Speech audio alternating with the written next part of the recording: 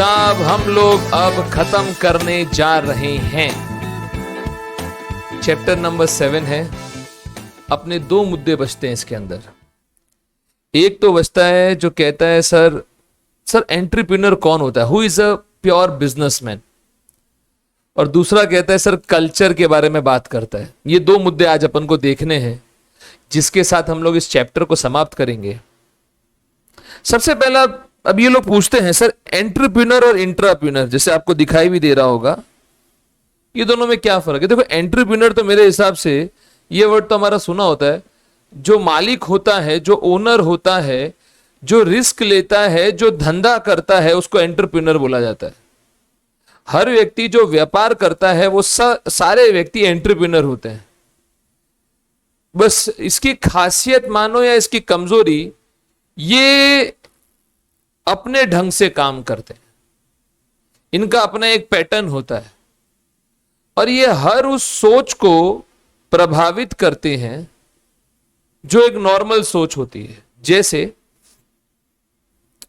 जैसे मैंने अभी एक जन का वीडियो देखा, मेरे को एक जन ने बताया कि यार ये सीकर झुंझुनू साइड का है, ये डिफेंस वालों की क्लासेस लेता है और टेरेस पे इसने ऐसे ही एक तंबू डाल दिया है जिससे धूप सर पे ना आए, छोटी छोटी प्लास्टिक की कुर्सियां हैं, वहीं पे ये हजारों बच्चों को पढ़ा देता है।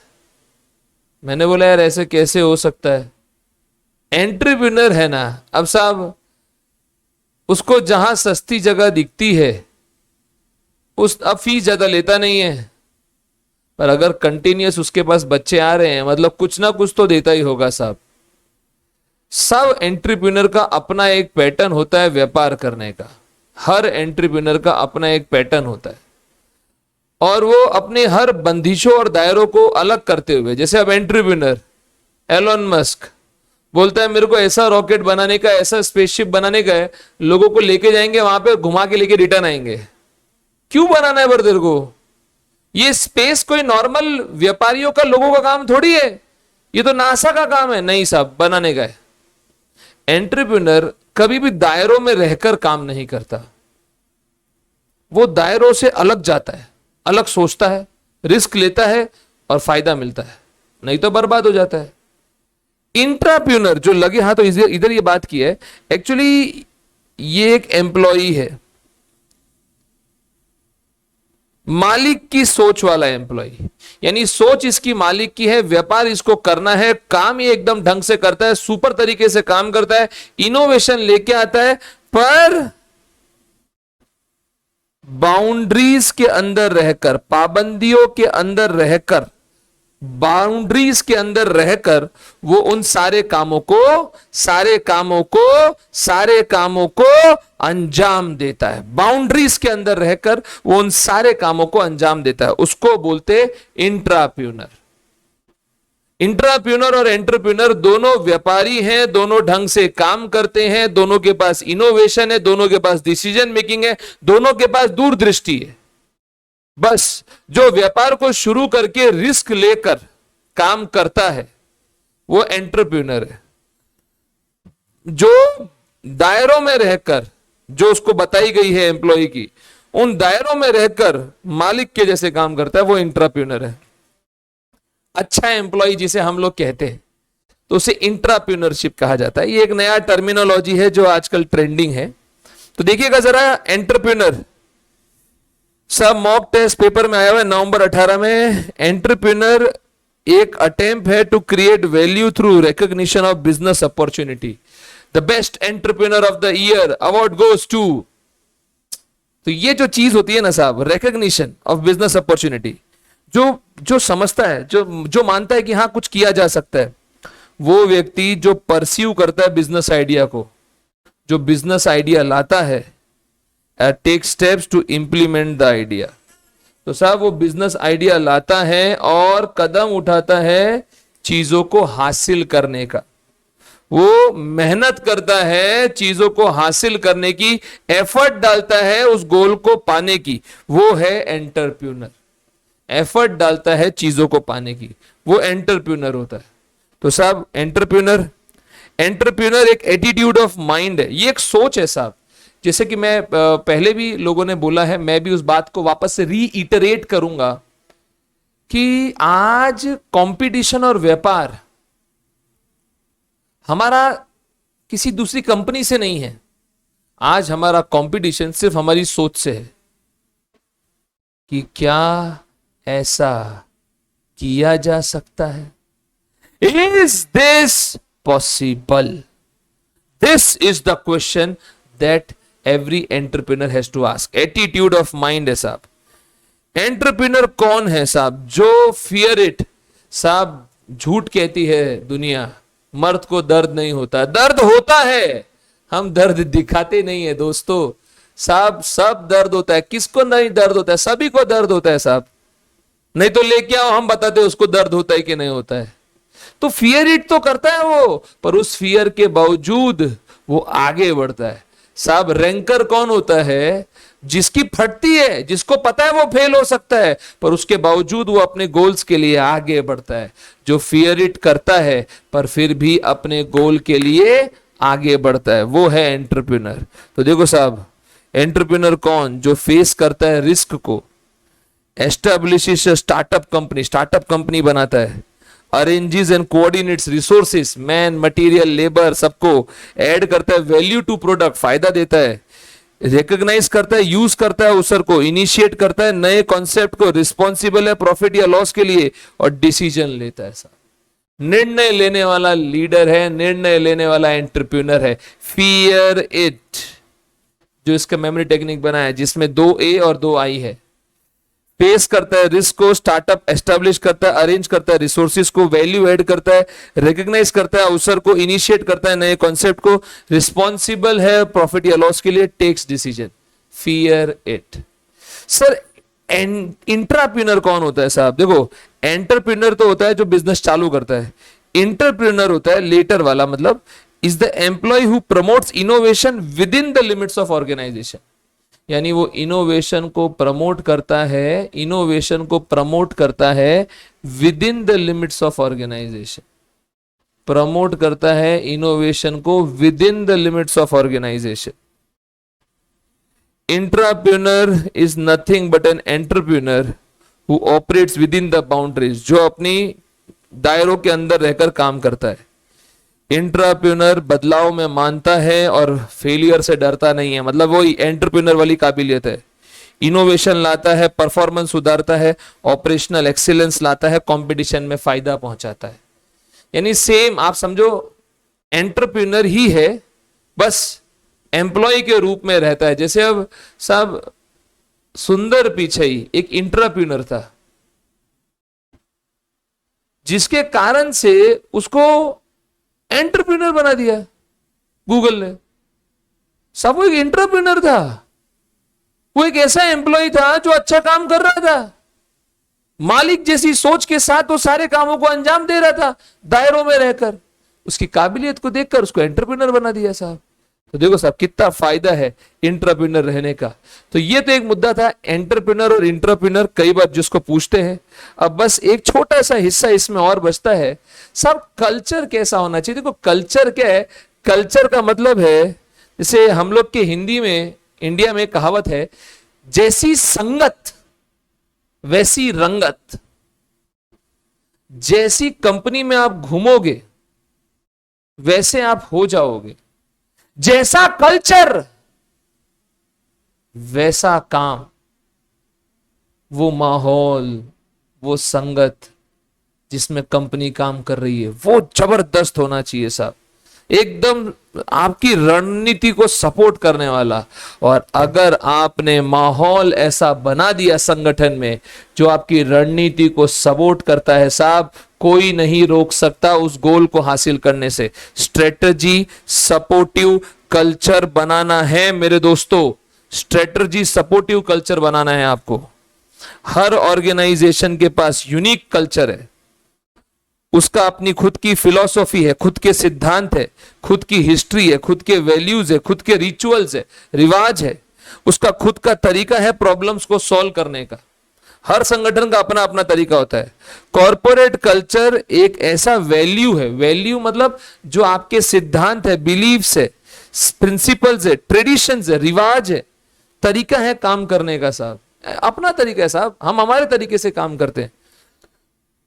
सही भी हो सकता है, गलत भी हो सकता है, जैसा भी हो साहब।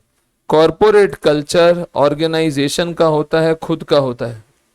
और जो आपका कल्चर है साहब, सिंपल है। मैं आपको एक सिंपल से एग्जांपल देता हूं जिससे आपके सोच में पूरी पारदर्शिता आ जाएगी।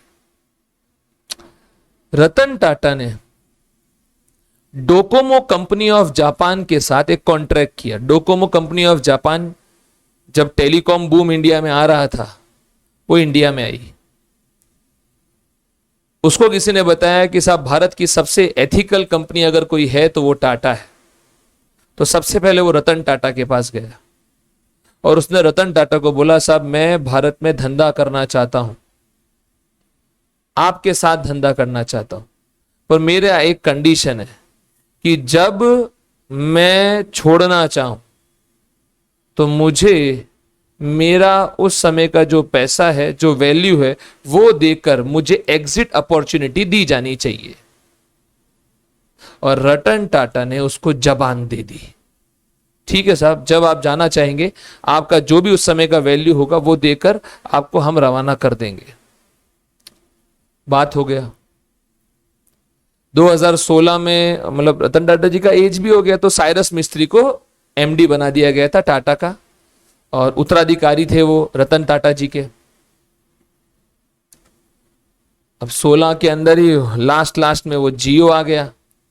जियो ने सब कुछ फ्री कर दिया, सबका जीना बंद कर दिया, लोग परेशान हो गए और कई कंपनियों ने बैकआउट करके एग्जिट ले लिया, जिसमें से एक थी डोकोमो। अब डोकोमो ने टाटा को बोला, साहब मेरे को मेरा पैसा देके रवाना करो। साइरस मिस्त्री थे। साइरस मिस्त्री ने बोला, साहब ऐसी प्रॉब्लम की घड़ी में आप पैसे निकाल लोगे तो हम धंधा कैसे करेंगे। बोले, सर वो आपका लुकआउट है, आपने मुझे कमिट किया था। तो साइरस मिस्त्री ने बोला कि नहीं सर, अभी हम ऐसे आपको एग्जिट नहीं दे सकते, आप ऐसे अपना पैसा नहीं निकाल सकते कंपनी से। तो उसने बोला, मैं तो फिर लीगल केस करूंगा। ये मैटर रतन टाटा के पास पहुंचा। रतन टाटा ने बोला, मैंने जबान दी है। बोले, सर आपने जबान दी होगी, वो दौर कुछ और था, वो समय कुछ और था, मेरी वकील से बात हो गई है, वो मर भी जाएगा तो भी अपना पैसा नहीं ले जा पाएगा, लीगली हम उसको केस में उलझा देंगे, 1 रुपया नहीं ले जा पाएगा वो अपना। रतन टाटा ने बोला, साहब लीगली का तो सवाल ही नहीं पैदा उठता, मेरा जबान काफी है उसके लिए, उसको पैसा जाएगा। साइरस मिस्त्री ने मना किया और ऊपर से कई सारे और डिस्प्यूट्स थे जिसके ऊपर रतन टाटा सहमत नहीं थे साइरस मिस्त्री के साथ, क्योंकि बिजनेस के पॉइंट ऑफ व्यू से देखा जाए तो साइरस मिस्त्री सही कर रहा था, पर आपका भी तो अपना एक वैल्यू होता है ना यार, आपके भी तो अपने एक प्रिंसिपल्स होते हैं यार। साहब मैं मानता हूं इससे मुझे नुकसान है, मैं मानता हूं कि ये गलत है साहब, जब सबसे ज्यादा मुझे अभी तेरी जरूरत है, तू अभी अपना पैसा लेके चला जाएगा। पर साहब सारे लॉजिकल डिसीजन से ऊपर एक जबान आती है। जैसे कर्ण को पता था कि जो व्यक्ति उसका आभूषण मांगने आ रहा है, जो उसके शरीर से जुड़ा हुआ था, पर उसके सिद्धांत थे कर्ण के महाभारत में कि भैया कोई भी व्यक्ति जो मेरे पास कुछ मांगने आया कभी खाली हाथ नहीं गया। उसने सिर्फ अपने सिद्धांत को, प्रिंसिपल को, अपनी जबान को पूरा करने के लिए वो आभूषण तक जो उसके शरीर से जुड़ा हुआ था, जो उसका सुरक्षा कवच था, वो तक दे दिया साहब। रतन टाटा ने साइरस मिस्त्री को निकाल दिया था, सुप्रीम कोर्ट में केस तक चला इसका।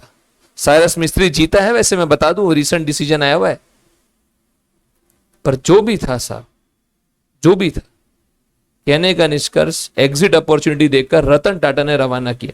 This is culture. ये स्ट्रेटजी सपोर्टिव रखना है साहब। Where does culture come from, कहां से आता है ये कल्चर साहब? ये culture internal to work environment आता है। इसमें कंपनी के वैल्यूज होते हैं, बिलीफ होती है, प्रिंसिपल होते हैं, रिवाज होते हैं, फिलॉसॉफी होती है, अप्रोचिंग प्रॉब्लम, कैसे प्रॉब्लम सॉल्व करेंगे, ये सब है साहब कल्चर के अंदर होता है ये सब।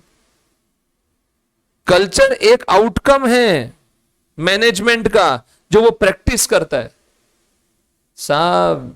जो सोच होगी वो दिखेगी, चीटर होगा वो दिखेगा। एथिकल स्टैंडर्ड्स है, ऑफिशियल पॉलिसीज है जो आप हासिल करना चाहते हो। कल्चर एली दोस्त होता है या ऑब्स्टेकल रुकावट होती है?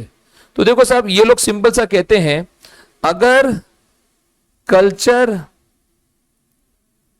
सपोर्टिव है तो वो दोस्त है, और अगर कल्चर अगेंस्ट है तो फिर वो रुकावट है। तो साहब ऑर्गेनाइजेशन कल्चर एक इंपॉर्टेंट कंट्रीब्यूटर है। ये एक बिलीफ है, विजन है, ऑब्जेक्टिव है, बिजनेस अप्रोच है, प्रैक्टिसेस है जो संगठन फॉलो करती है। कल्चर वैल्यूएबल एली बन जाएगा, दोस्त बन जाएगा, जब स्ट्रेटेजी इंप्लीमेंटेशन और एग्जीक्यूशन ढंग से हो। और जब कल्चर कॉन्फ्लिक्ट में होगा, अगेंस्ट होगा, सब आपका मन कुछ कहता है और आप करते कुछ और हो, चीट करते हो, गलत चीज करते हो। जैसे कई बार मेरे को मन में आता है साहब दारू का धंधा जबरदस्त है साहब, मार्जिन जबरदस्त है, बट जो परिवार उसे पीता है, जो लोग उसे पीते हैं, वो पॉजिटिव काम नहीं करते और पीने के बाद सिर्फ नेगेटिविटी फैलती है। मैं किसी नेगेटिविटी का कारण नहीं बनना चाहता। पैसे कमाने के मेरे पास और भी जरिए हैं यार, और अपनी जरूरतें कम है जमीर में दम है, जाने तो यार। तो कॉन्फ्लिक्ट में नहीं होना चाहिए आपका कल्चर साहब, कॉन्फ्लिक्ट में नहीं होना चाहिए with some aspects of the company direction. Culture becomes a stumbling block. अगर वो कॉन्फ्लिक्ट में हुआ तो स्टम्बलिंग ब्लॉक बन जाएगा, रुकावट बन जाएगी जो आपको आपका गोल पाने से रोकेगी। कल्चर का रोल क्या है स्ट्रेटेजी एग्जीक्यूशन में? कल्चर का रोल क्या है? कल्चर प्रमोट करता है सही स्ट्रेटेजी एग्जीक्यूशन, स्ट्रेटेजी को लागू करने में हेल्प करता है, एनर्जाइज करने में, साफ करके दिखाना है। ना खाऊंगा ना खाने दूंगा। साहब मुझे एक बात बताओ, हर जगह पे आप देखना, मैक्सिमम जगहों पे हर बार आज तक क्या हुआ है, जो मेन आदमी होता था वही फेमस होता था। पर अगर आप इस बार पीएमओ की टीम देखो तो टीम की टीम जबरदस्त लेवल पे, राजनाथ सिंह डिफेंस जबरदस्त लेवल पे काम, ठीक है। मैं मानूंगा निर्मला ताई फाइनेंस मिनिस्टर के रूप में इतनी प्रसिद्ध नहीं हुई, बट एस जयशंकर अरे गजब का फॉरेन मिनिस्टर यार।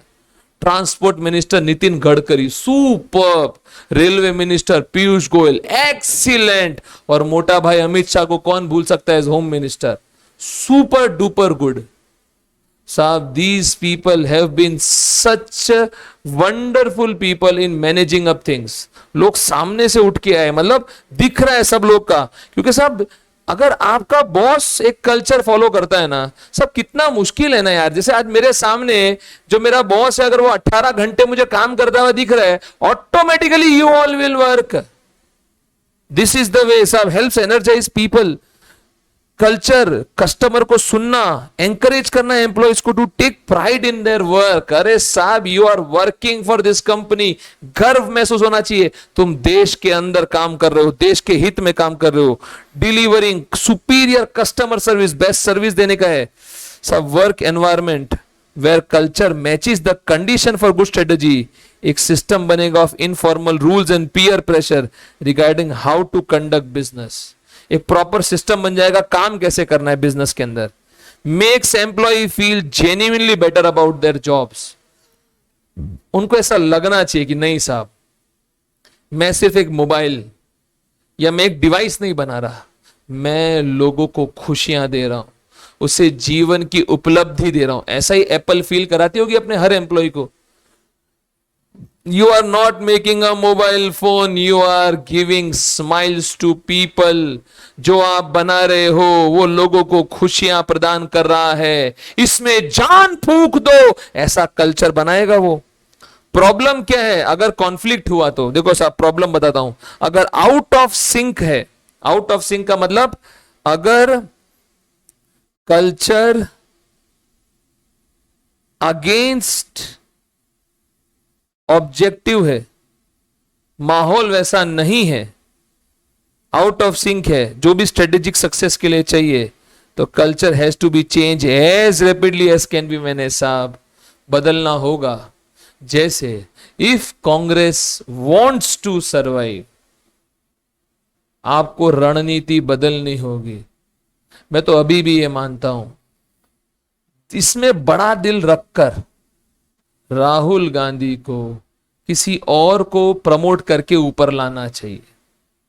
देखो साहब, बीजेपी को ज्यादा पावर मिल गया तो बीजेपी भी खराब हो जाएगी। अभी तक नहीं हुई पर हो जाएगी। हमें कोई ना कोई अपोजिशन तो चाहिए, और अच्छी, ये जानवरों जैसी नहीं। केजरीवाल तो थर्ड क्लास आदमी है, उसका तो कोई है ही नहीं साहब। वो तो पागल है, वो कुछ भी बक सकता है। ममता बनर्जी, हम उसको स्टैंड ही नहीं करते। वो तो बांग्लादेशी है, वो पाकिस्तानी है साली, उसको तो शूट एट साइड के ऑर्डर से मरवा देंगे।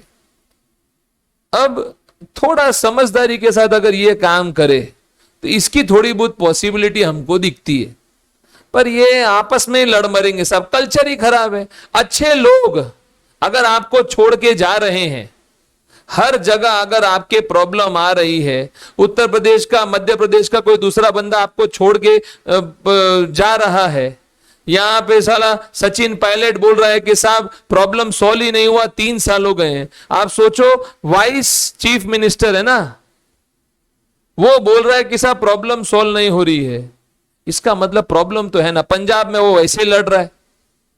सो कहने का मतलब है कहीं ना कहीं कल्चर में प्रॉब्लम है। तो आपको जल्द से जल्द इस कल्चर को चेंज करना चाहिए। पॉइंट नंबर 1, जितना ज्यादा मिसमैच होगा, मोर एंट्रेंच्ड द मिसमैच एस्पेक्ट, जितना ज्यादा मिसमैच की परिस्थितियां होंगी, the greater the difficulty of implementing new रणनीति, उतना मुश्किल होगा साहब। एक चीज याद रखना, आज भारत में जो भी कुछ अचीव हुआ है, ये भारत के लोगों का एक सबसे बेहतरीन डिसीजन था of appointing a single party in winning the things. जब गठजोड़ होता है ना साहब, तो क्या होगा कि भैया, जैसे मान लो बंगाल बोलेगा मैंने आपको 20 वोट दिए, मेरे को ये मिनिस्ट्री चाहिए, फिर वो लूटेगा। लालू प्रसाद यादव ने कैसे लूटा देश को? वो गठजोड़ में सपोर्ट में आता था, रेलवे मिनिस्टर बनता था, देश को तबाह करता था, 2-4-5 हजार करोड़ बोले जाएगा। कोई साउथ का कोई जीतेगा, वो बोलेगा मैं ये मिनिस्ट्री लूंगा। कोई कहीं का जीतेगा, वो बोलेगा मैं ये मिनिस्ट्री लूंगा। और फिर वो लोग अपना वहां पे सेटिंग करें। 2G स्पेक्ट्रम कांड कैसे हुआ था? ऐसे ही तो हुआ, ऐसे ही तो हुआ।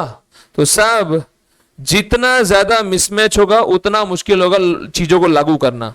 और अगर मैं चाहता हूं कि एक स्ट्रॉन्ग फिट आए, स्ट्रेटजी, हम, मेरी रणनीति और मेरे कल्चर के बीच में, अगर मैं चाहता हूं स्ट्रॉन्ग फिट आए, तो मुझे क्या करना है?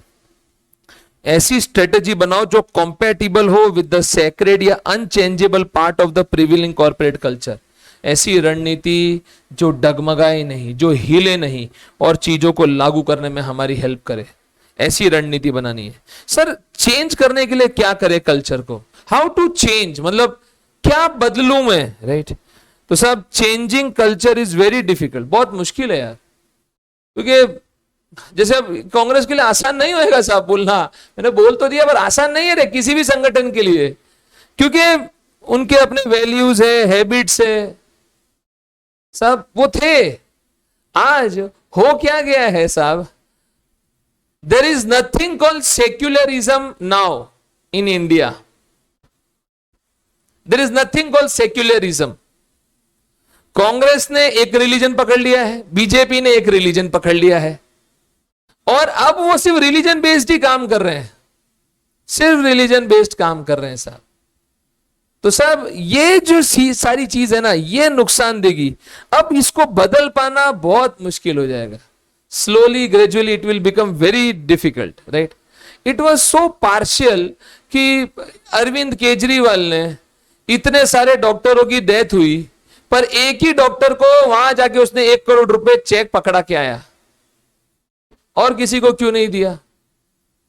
So that was something partial. तो अब वो लोग ऐसे हो गए हैं, अब उस कल्चर को बदल पाना वो बहुत मुश्किल होगा। उसके लिए क्या करना पड़ेगा? देखो साहब, first step, which facet of the present culture, यानी क्या चीज, विच चीज बोल सकते हैं, विच चीज of the present culture are strategy supportive, ऐसी कौन सी चीज है जो स्ट्रेटजी को सपोर्ट कर रही है।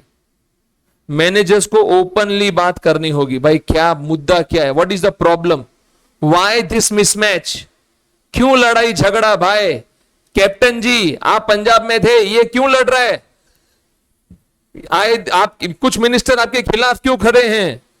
तो talk openly about those aspects of the culture जिसे बदला जाना चाहिए, ओपनली बात करो उसके बारे में। Talk has to be followed swiftly by visible aggressive action, आपको एग्रेसिव एक्शन लेना होगा इसमें, followed swiftly by visible aggressive action आपको लेना होगा। अब उसके लिए मेन्यू क्या है, कल्चर को बदलने के लिए सब हम लोगों को क्या करना होगा, देखो इधर, कल्चर को बदलने के लिए मुझे पॉलिसीज को बदलना होगा, कॉम्पेंसेशन को बदलना होगा, रिक्रूटिंग का तरीका हो सकता है साहब हम लोग जान पहचान से लोगों को रिक्रूट करते थे, वो सही तरीका ना हो, हायरिंग न्यू मैनेजर्स, एम्प्लॉयज को हायर करना, की एग्जीक्यूटिव्स को रिप्लेस करना, कम्युनिकेशन की जरूरत, बेनिफिट देना एम्प्लॉयज को, ये सब चीजें प्रभावित करती हैं। The task of making culture supportive strategy is not a short term exercise, इसमें समय लगेगा, आसानी से नहीं बदलेगा। It takes time for a new culture to emerge and prevail, अगर टिकना है, प्रिवेल मतलब टिकना, तो it's unrealistic to expect an overnight transformation, बहुत मुश्किल होने वाला है। पर कल्चर ऐसा बनाओ जो ऑर्गेनाइजेशन को सपोर्ट करे, तो ही सक्सेस मिलेगा। तो ये था कल्चर का बात, कल्चर को कैसे चेंज करते हैं, इंट्राप्रेन्योर क्या होता है, एंटरप्रेन्योर क्या होता है। इससे समाप्त होता है पूरा का पूरा चैप्टर नंबर 7।